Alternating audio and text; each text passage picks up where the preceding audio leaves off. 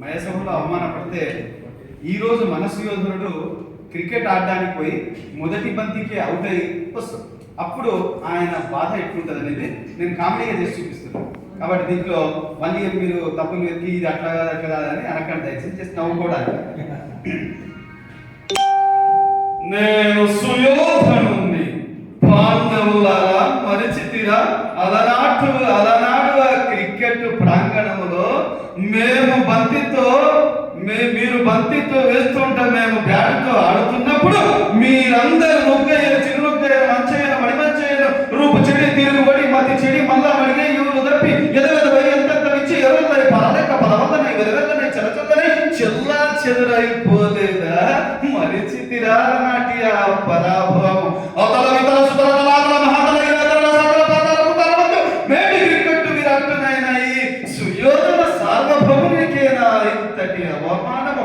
ఓ సుల్పోంచోని పంచభద్రుక ఏమే నీ ఉన్మత్త వికటాట్టహాసము, నీ 5 హస్బెండ్స్ వాదేమన్నా గొప్ప క్రికెట్ విరాట్టులు అనుకుంటున్నావా? ఎవరికి తెలియదు నీ భర్తల క్రీడా విశేషం. ఆ ఆడంగి అర్జునుడు బంతిని విసిరినప్పుడు ఆ బంతికి లాలాజలమును పూసి మాపై విసిరినప్పుడు ఆ దుర్గంధములకు తట్టుకోలేక కదా నేను పక్కన జరిగి అవుతాయి.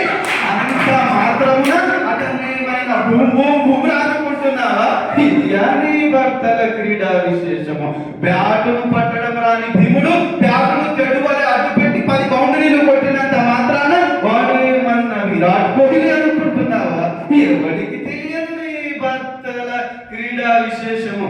అలనాడు ఆ ఖాండవ వనం నాచినందు మేము గెలుచు తరుణమున గజకర్ణ గోకర్ణ టక్కు టమాల మాయల మరాఠీ అయినటువంటి కృష్ణుడు తన చక్రమును సూర్యునికి అడ్డుపెట్టి లైట్ ఫెయిల్ చేయలేదా?